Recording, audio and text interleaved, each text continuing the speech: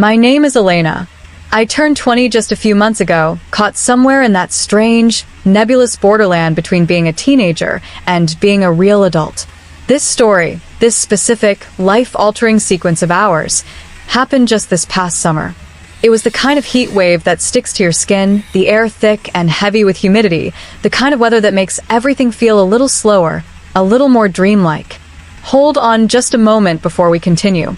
If this story is touching something in you, please take a second to like this video and subscribe. It genuinely makes a difference and helps me bring you more stories like this one. I also want to hear from you. Write in the comments. Where are you right now? Are you tucked away in a peaceful village where stars fill the sky, or surrounded by the hum and glow of a city that never sleeps? I had just finished a brutal semester at university. It was one of those terms that drains you dry, leaving you feeling like a hollowed-out shell of who you used to be. Assignments, deadlines, social drama, the constant, low-level hum of anxiety that seems to be the soundtrack of modern education. When the last exam was handed in, I made a spontaneous decision. I didn't want to coordinate schedules or wait for a ride.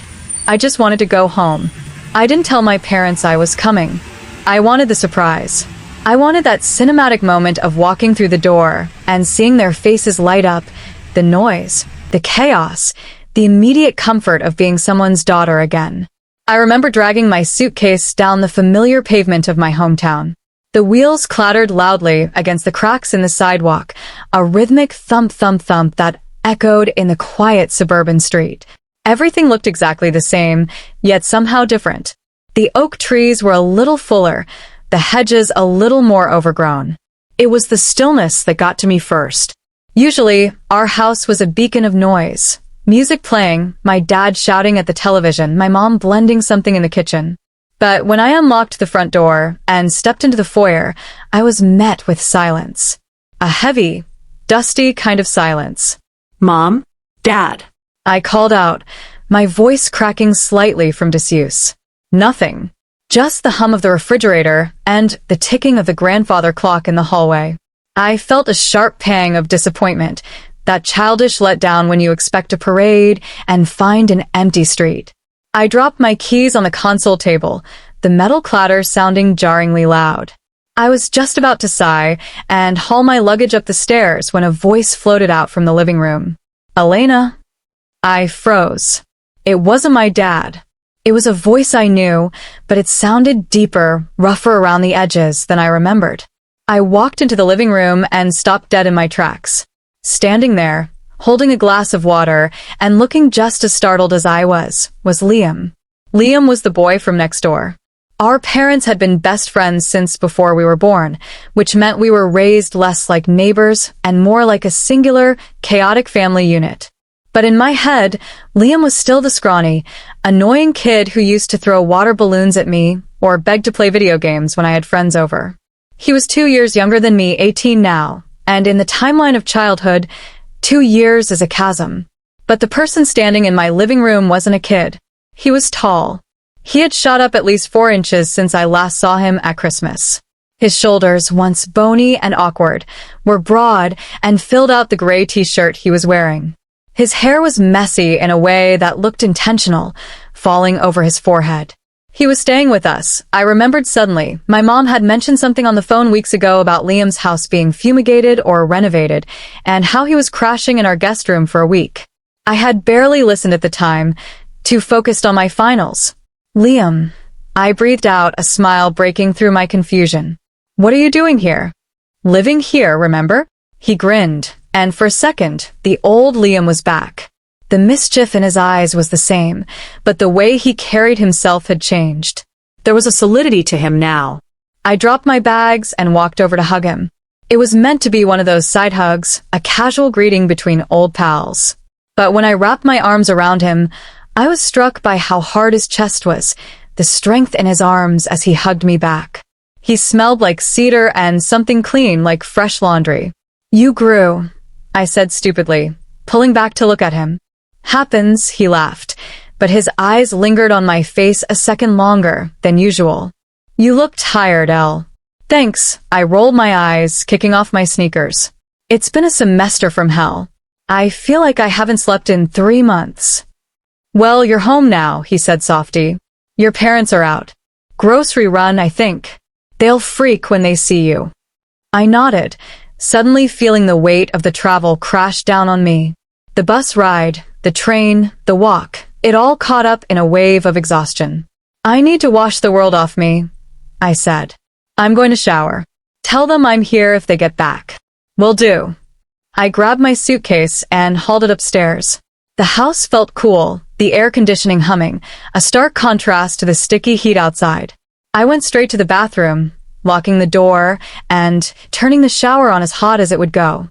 That shower was a religious experience. The steam filled the small room, fogging up the mirror, creating a cocoon of white noise and heat.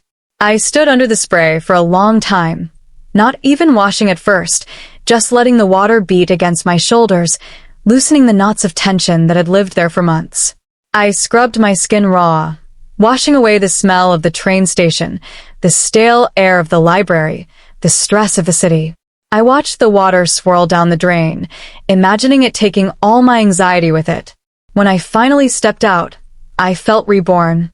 I towel-dried my hair, leaving it damp and wavy, and wrapped myself in a loose, vintage cotton dress.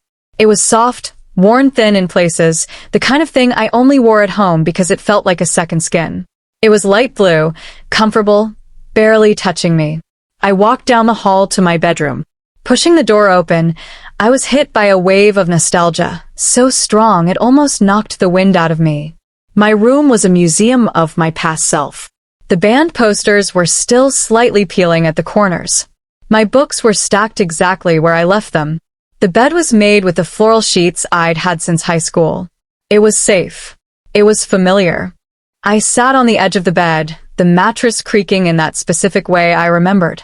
I picked up a framed photo from my nightstand, me and Liam, years ago, covered in mud from the creek, grinning like idiots. I traced the glass with my thumb. We looked so young. It felt like a lifetime ago. I lay back against the pillows, staring at the ceiling, trying to sync my breathing with the slow rhythm of the house. I grabbed my phone to scroll through social media, but the screen felt too bright, the content too loud. I tossed it aside. I just wanted to be.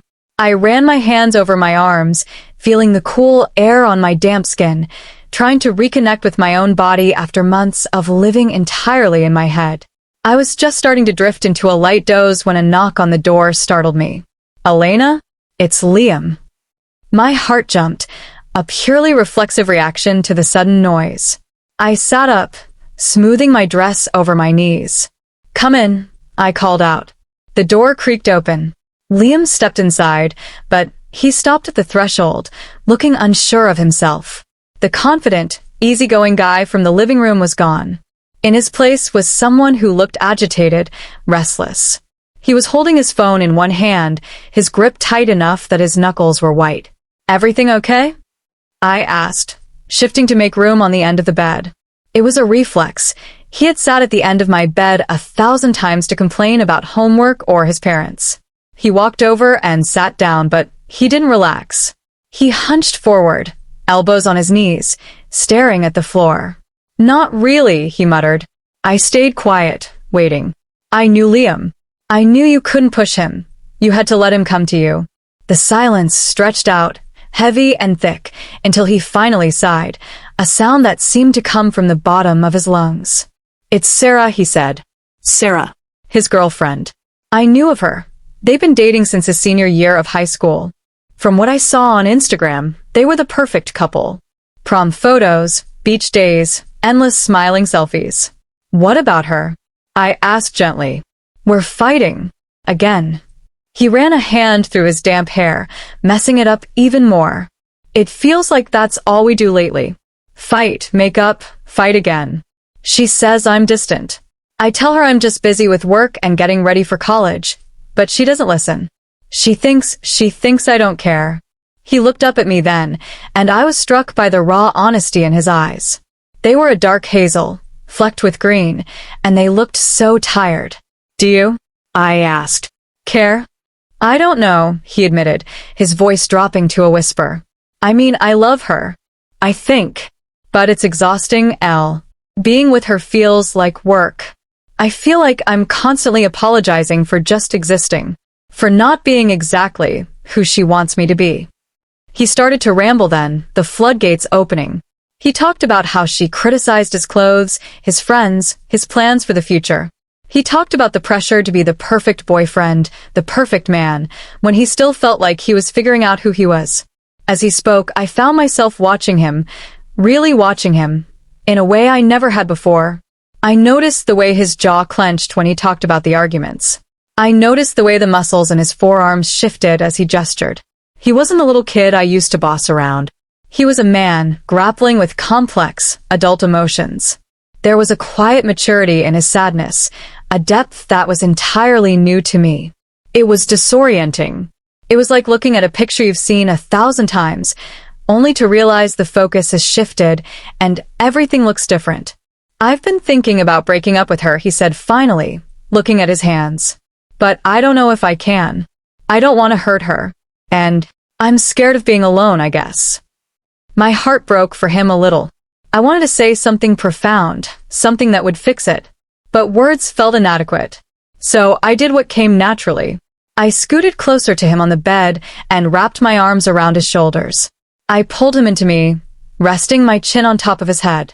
You're not going to be alone, Liam. You have people who love you. You have me. He stiffened for a second, surprised by the contact, and then he melted. He leaned his weight against me, burying his face in the crook of my neck. I could feel his breath, warm and shaky, against my skin. We stayed like that for a long time. The room was quiet, save for the hum of the AC. And slowly, imperceptibly, the dynamic in the room began to shift. It wasn't just a comforting hug anymore. I became hyper-aware of the heat radiating from his body. I could feel the solid wall of his chest against my side. I could smell that cedar scent, stronger now, mixed with the faint, salty smell of sweat. My hand, which was rubbing his back soothingly, slowed down. My fingers tangled in the hair at the nape of his neck. It was soft, silky. I found myself tracing the line of his spine, feeling the muscles shift under his shirt. I pulled back slightly to look at him, but I didn't let go. He lifted his head, and his face was inches from mine. His eyes searched my face, confused, vulnerable, and something else. Something darker. My breath hitched. I should have pulled away. I should have made a joke and punched him in the arm. But I didn't. I couldn't. It was like gravity had increased tenfold, pulling us toward a center I hadn't known existed until this very second. My hand moved from his neck to his jaw. His stubble was rough against my fingertips, a tactile shock that sent a shiver straight down my spine. I traced the line of his cheekbone, watching his eyelids flutter shut at the touch. He leaned into my hand, nuzzling into my palm like he was starving for it. "Elena," he whispered. It wasn't a question. It was a plea. I didn't think. I just acted. I took his hand, which was resting on the bedspread, and placed it on my knee. His hand was large, warm, encompassing. He froze for a heartbeat, his eyes snapping open to lock with mine. He looked terrified and exhilarated all at once. Then, slowly, deliberately, his fingers curled, gripping my leg gently. His thumb began to stroke the skin just above my knee, creating small, burning circles. The sensation was electric. It short-circuited my brain. All the logic, all the history, all the "he's the neighbor's kid" rhetoric vanished. There was only the heat of his hand, the smell of him, the way his lips parted slightly as he watched me. I leaned in closer. He mirrored the movement. The space between us vanished. I could feel his breath on my lips. My heart was hammering against my ribs, so hard, I thought, he must be able to hear it. My hand slid down to his chest, feeling the heavy, rapid thud of his own heart. We were on the precipice. One more inch, one more second, and everything would change. And then, the sound of the front door slamming downstairs shattered the world. "Hello? Anyone home?" My dad's booming voice echoed up the stairwell. We sprang apart, as if we'd been burned. I scrambled back to the head of the bed, grabbing a pillow and clutching it to my chest, my face burning. Liam practically fell off the bed, standing up and smoothing his shirt, his face flushed to deep crimson. We stared at each other for a second, panic and adrenaline coursing through us. The spell was broken, replaced by the crushing reality of parents, groceries, and the life we were supposed to be living. I should go help them, Liam stammered, his voice cracking. He didn't wait for a response. He turned and bolted out of the room, leaving me alone in the sudden, ringing silence. I sat there for a full minute, trying to catch my breath. My hands were shaking. My skin felt hot where he had touched me. What just happened? I asked myself. What almost happened? I forced myself to get up, check my reflection in the mirror, flushed cheeks, wild eyes, and went downstairs. The rest of the evening was a blur of performance art. I hugged my parents. I answered their questions about exams. I exclaimed over the dinner my mom made. But I wasn't really there. I was hyper-aware of Liam sitting across the table. We avoided eye contact, but every time I looked up, I could feel the tension radiating off him. He was quiet, pushing his food around his plate. When he did speak, his voice sounded tight. I noticed things I hadn't before.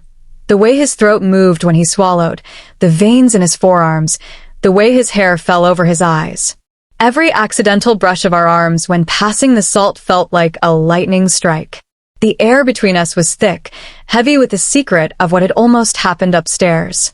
I wondered if my parents could see it, if it was written on our foreheads in neon light. But they chattered on, oblivious, happy to have a full house. That night, sleep was impossible. My room, usually a sanctuary, felt like a cage. I tossed and turned, tangling myself in the sheets. Every time I closed my eyes, I saw Liam's face, that look of raw vulnerability, the way he had leaned into my touch. I replayed the moment on the bed over and over. The way his hand felt on my leg, the way the air had shifted. The questions swirled in my mind. Was it just a mistake? A moment of weakness because we were both tired and emotional? Or was it something real? Had this been building for years without me noticing? And the guilt, he had a girlfriend. We were friends. This was messy. This was wrong. But it felt so right. The next day was torture. We danced around each other in the kitchen, mumbling good morning, without making eye contact. The house felt too small. I spent most of the day reading in the backyard just to get some space, but even there, I felt his presence. Fate, it seemed, had a sense of humor. Or perhaps a sense of drama. Around 6 in the evening, my dad came into the living room where I was pretending to watch TV. He looked apologetic. "Elle, honey, I'm so sorry," he said. "Your mom and I completely forgot. Tonight is the annual charity gala at the club. We bought the tickets months ago. We can't back out." My heart skipped a beat. "It's fine, Dad," I said, trying to keep my voice steady. Go. "Have fun. I'm exhausted anyway. I'll just chill here."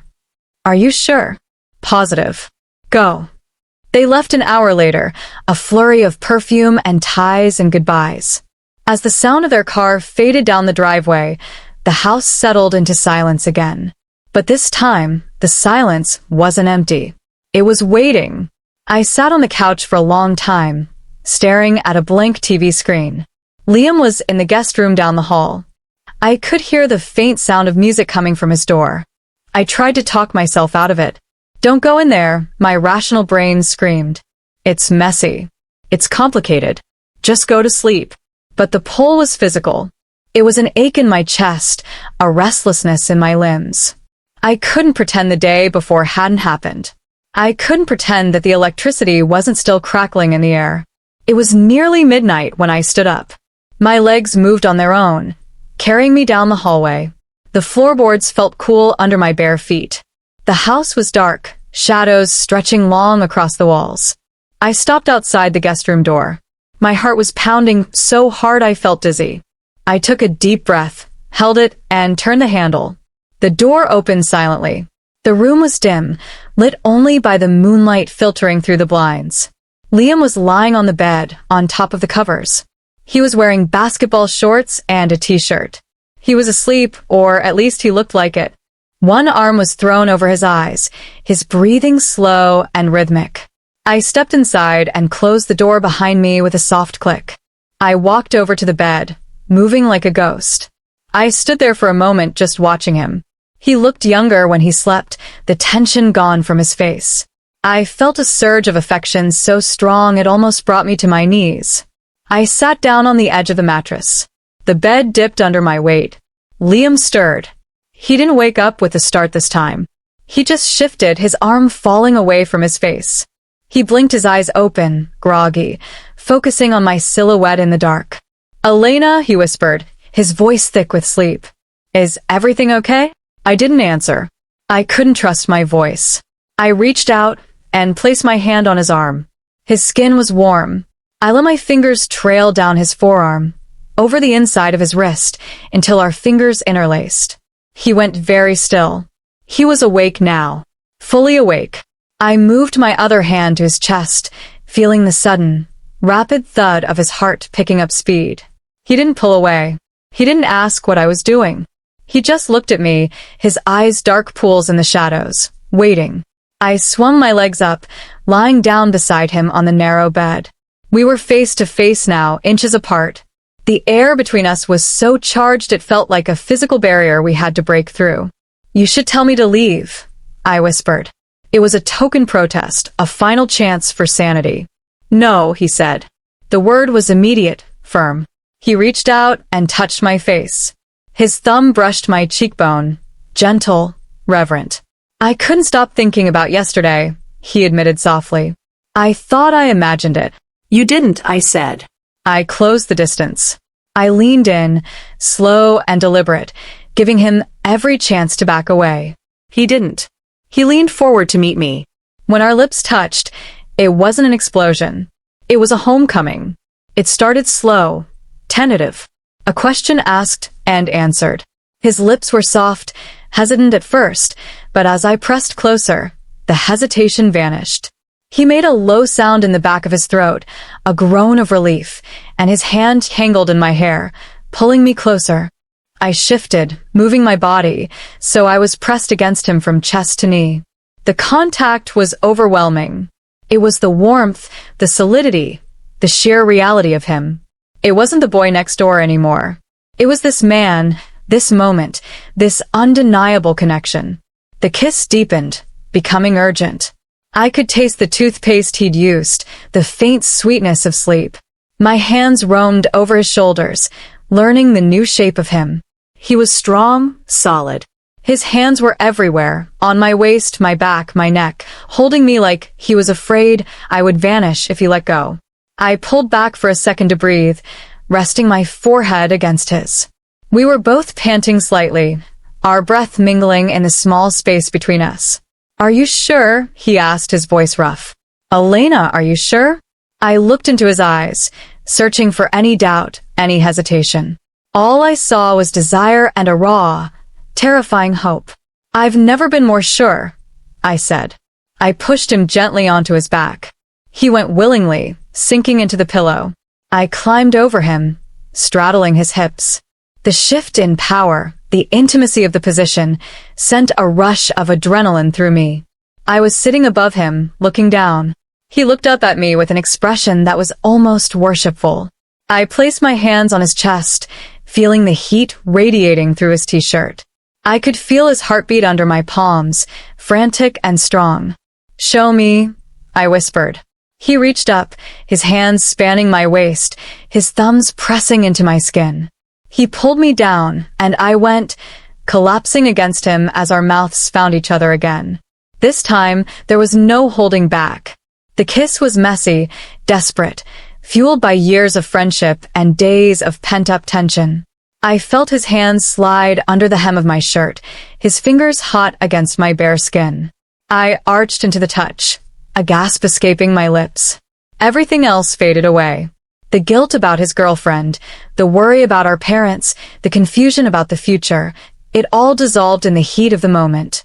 There was only the sensation of his skin against mine, the sound of our breathing, the feeling of finally crossing the line. We moved together with a clumsy, beautiful rhythm. It wasn't perfect. Elbows bumped, hair got pulled. We laughed breathlessly against each other's mouths. But that made it better. It made it real. It wasn't a movie scene. It was two people who knew each other better than anyone else, discovering a new language together.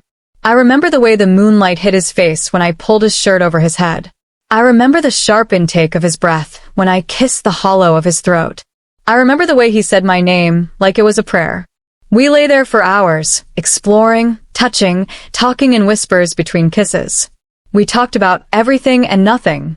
We talked about the fear, the excitement, the strangeness of it all. "What happens now?" he asked at one point, his fingers tracing patterns on my back. I rested my head on his chest, listening to his heart, which had finally slowed to a steady rhythm.